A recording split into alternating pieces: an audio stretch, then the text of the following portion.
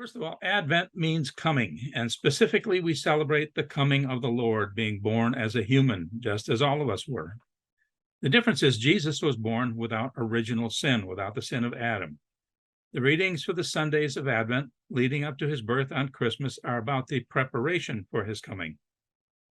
The gospel reading for the first Sunday of Advent, this coming Sunday, however, is toward the end of the Gospel of Mark from chapter 13. There are only 16 chapters in Mark's Gospel. Just as we finished the past 3 weeks' Gospel readings from chapter 25 of Matthew's Gospel, the setting for this reading is that same period in Jesus' ministry when Jesus is teaching the disciples on the Mount of Olives before he celebrates his final Passover feast with his disciples and goes to the cross. The Gospel reading this coming Sunday is from Mark chapter 13, starting at verse 33. I'm including verse 32 to show the context of the reading. But of that day or hour no one knows, neither the angels in heaven nor the Son, but only the Father.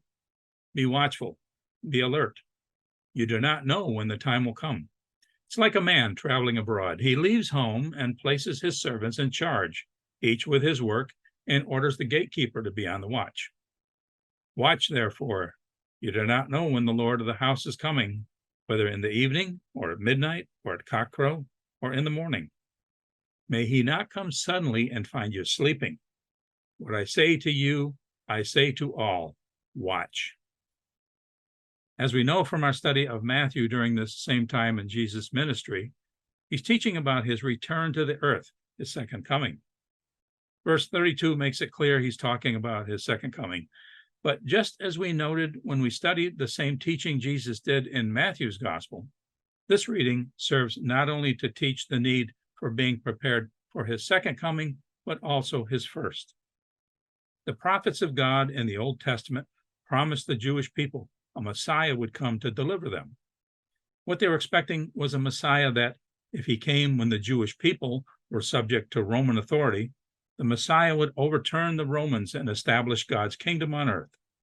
So when they saw and heard Jesus, and he did not fulfill their expectation of what they thought the Messiah was going to do, they refused to accept him. When the prophets prophesied the Messiah would deliver them, the Jewish people at the time of Jesus did not understand the scriptures that said he would deliver them from sin. Here in the gospel, Jesus is promising that after his sacrifice to deliver the world from sin, when he returns, he would then establish God's kingdom here on the earth. As the gospel reading says, Jesus came the first time when no one knew when the day or hour would come. And the same goes for when he returns. They needed to watch for him when he came the first time, but then rejected him when he did not meet their expectations of what they thought the Messiah was going to do. However, these are words for us to know that the day nor the hour is known, only the Father, and that we are to watch as we await his second coming.